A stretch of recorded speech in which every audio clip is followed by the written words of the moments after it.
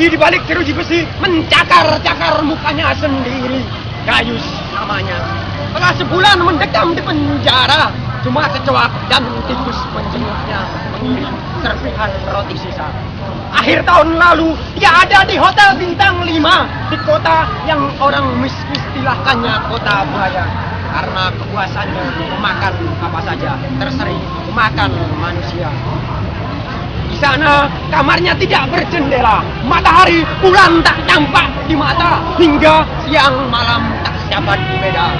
Ia menjadi insomnia, matanya terpejam, namun pikirannya mengembara, menghitung jumlah gaji yang akan diterima. Cita-cita menari di tangannya.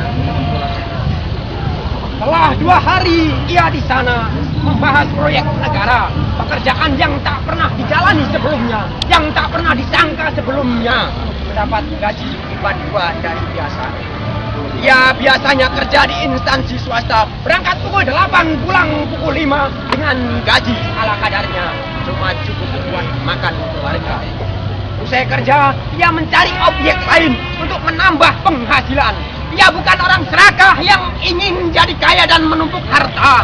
Ia cuma mau mengejar cita-cita. Sejak di kota buaya sampai di penjara, ia terus insomnia. Segala tak seindah yang disangka. Kala itu dipikirnya dengan mengerjakan proyek negara, dia masih dapat bekerja di tempat semulanya. Gaji kerja buat cukupi kebutuhan keluarga, gaji proyek negara untuk menggalah mimpinya. Proyek negara dia posisikan sebagai asisten kepala. Pimpinannya royal, di kota buaya dia ditraktir apa saja, bahkan daging manusia. Bulan pertama berjalan baik-baik saja.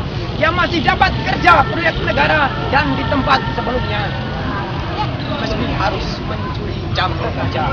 Dalam hati dia berkata, belajar korupsi waktu. Pimpinannya masih baik padanya, tapi mulai mengajak melakukan hal tercela, melaksanakan kerja dengan tak semestinya agar mudah pelaksanaan dan terutama mengeruk banyak keuntungan. Bulan kedua, proyek mulai berjalan, rencana busuk pimpinan mulai diterapkan. Sesungguhnya dia telah mencoba menolak sebab tak sesuai dengan hati nuraninya. Tapi dia cuma asisten. Menurut kebijakan ada pada ketua. Rencana busuk pun dijalankan juga. Dia dikasih bagian 1/5 sebab kata ketua Pak Menteri minta jatah juga untuk bagi-bagi petugas monitoring agar aman. Habis dapat bagian, dia diajak ke tempat yang tak pernah dikunjunginya. Ketuanya mengistilahkan tamasya. Musik irama disco dengan aroma surga. Gadisnya berusaha menggunakan gelas. Dia mulai menegak minuman keras. Gadis itu menyandar ke pundaknya, membuat dia jadi cemas. Mereka minum sampai lewat malam jam 12, lalu berkemas menuju hotel berkelas. Oh, nikmat sangat dunia ini, dunia yang bukan milikku, katanya. Yang kedua berjalan lancar dan aman, tapi tempat bekerja instansi swasta, sebab kerja curang menuntut waktu ekstra. Gaji proyek negara untuk kebutuhan keluarga sudah hati curang untuk berfoya-foya. Pergi jauh sudah cita-cita. Bulan ketiga mulai tercium kecurangan mereka. Seorang rekan yang tak dapat bagian melaporkan. Dia mulai diperiksa KPK. Dia pikir semua tanggung jawab ketua. Dia cuma melaksanakan institusi saja. Bisa dipenjara, hukumannya tak akan lama. Segala tak seperti yang disangka. Ketua tak mau masuk penjara. Dia dipaksa mengakui semua atas kemauannya. Dan tak boleh mengatakan siapa-siapa yang dapat bersalah.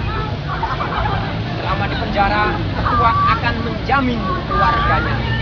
Jika tak mau mengakui sendiri, diancam dengan keselamatan keluarga. Dia kian insomnia. Dia khawatir keselamatan keluarganya, tapi pada ketuanya dia mulai tak percaya. Seperti telah mengelak pada tanggung jawab sebelumnya, dia mengimpakan semua padanya. Saat ia menceritakan yang sebenarnya, tapi polisi dan jaksa rupanya telah bersobok. Berkas perkara direkayasa, diputuskan dia dihukum 7 tahun penjara. Ketika hakim menyebut pasal yang ia tidak hafal pasal berapa. Yang ia dengar cuma dia telah menggunakan jabatan dengan tidak semestinya, mengkorupsi uang negara. Koran dan televisi ramai menyebutnya, ia menjadi artis tiba-tiba. Bulan pertama di penjara, tak seorang keluarga pun menjenguknya. Bulan kedua datang pamannya mengabarkan bapaknya meninggal dunia karena sakit keras memikirkannya. Pamannya pun menceritakan adiknya kini tak lagi bersekolah karena tak ada biaya. Buat makan pun sering paman yang memberi. Rupanya benar sangkanya, ketuanya tak mengurus keluarganya. Lelaki balik jeruji besi, cakar-cakar mukanya sendiri. Maret 2012.